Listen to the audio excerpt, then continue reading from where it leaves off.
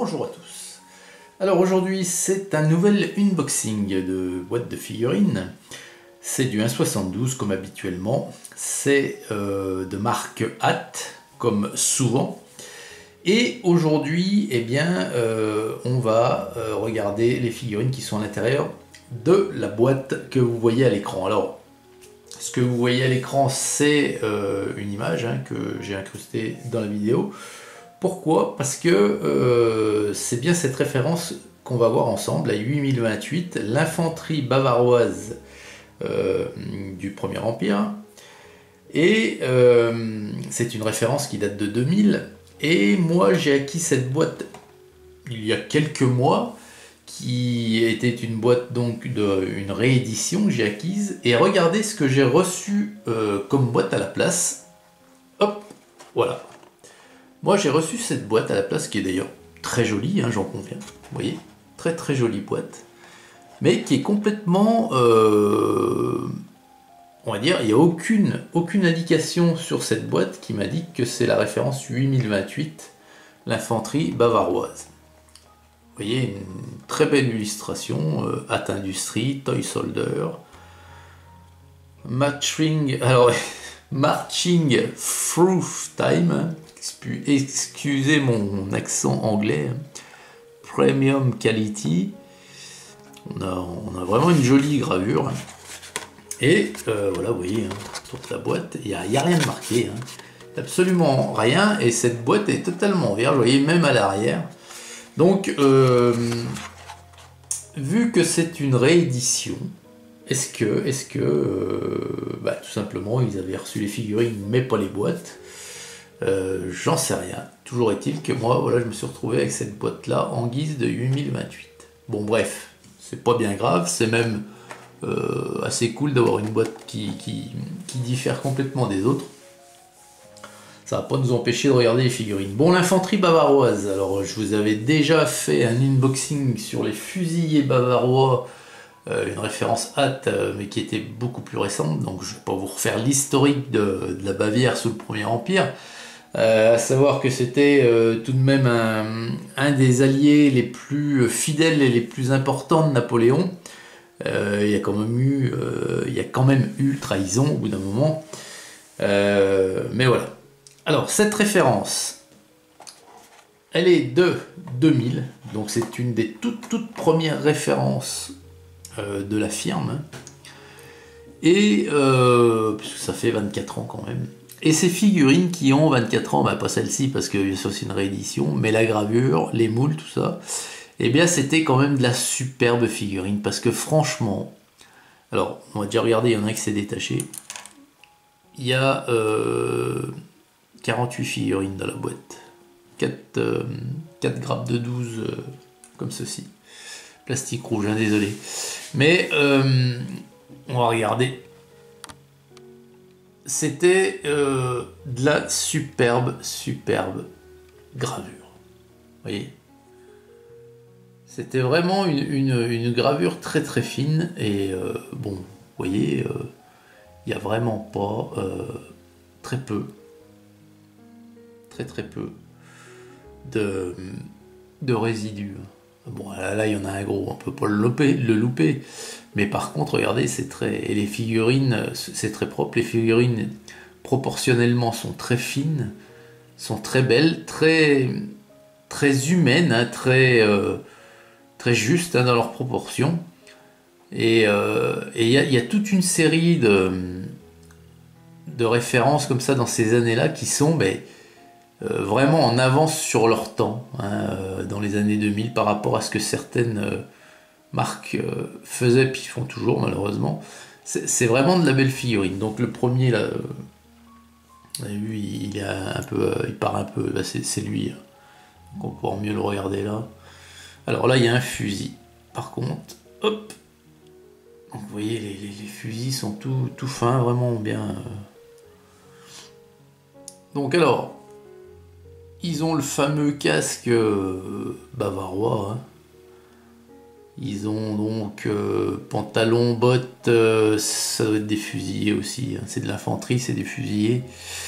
Ils ont pantalon, bottes, ils ont paquetage avec manteau roulé, je pense, ou capote, hein, je sais pas. Le havre-sac plus la giberne en dessous.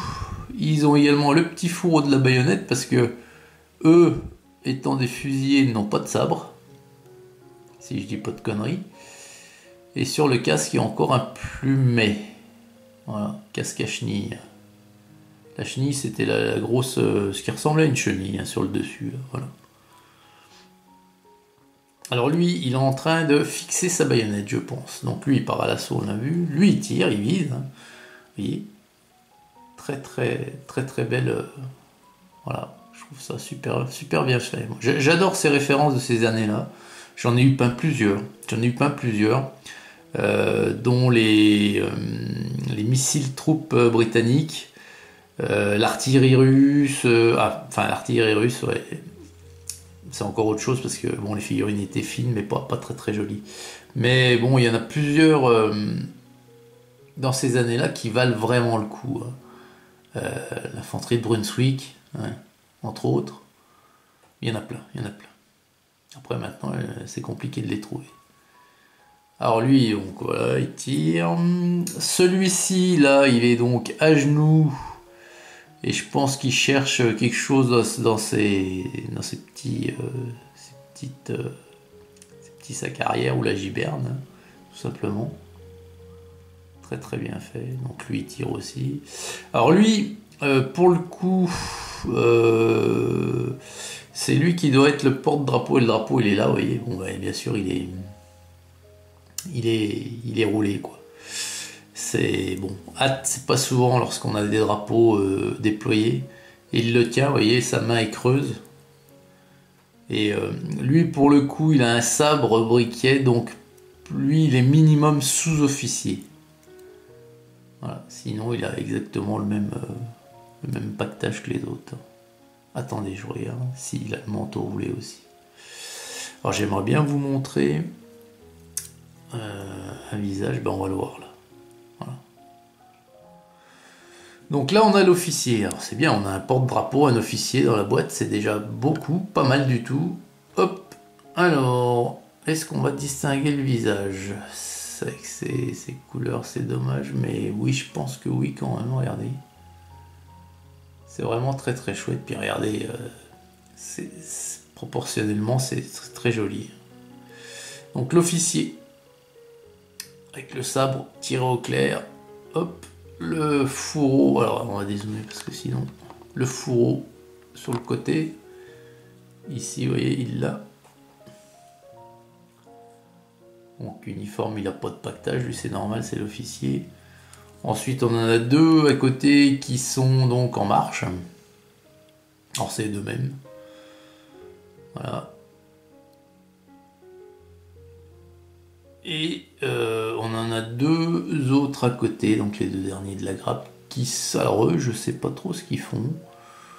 Est-ce que... en fait, je pense que eux, c'était les lignes arrière quoi, des fusiliers. Il y avait la ligne de feu, ceux qui tiraient, et eux, je pense qu'ils sont prêts et qu'ils vont prendre la place bientôt de la première ligne pour tirer également. Je pense que c'est ça. Hein.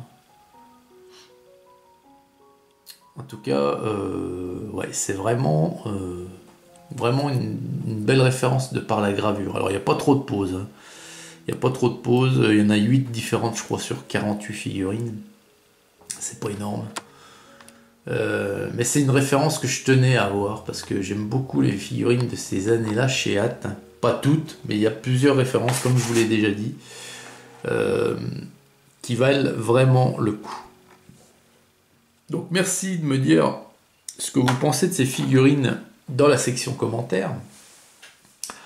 En plus, j'ai eu une boîte donc pas collector, mais très particulière. Je pense que ce sont des emballages ça, qui lorsqu'ils ont une boîte sur telle ou telle série qui leur fait défaut, ils utilisent ça. Je pense que c'est la boîte à tout faire. Lorsque la boîte précise de la référence n'est pas disponible. Voilà, allez, je vous attends dans la section commentaires. On en débattra comme habituellement. C'est toujours très intéressant.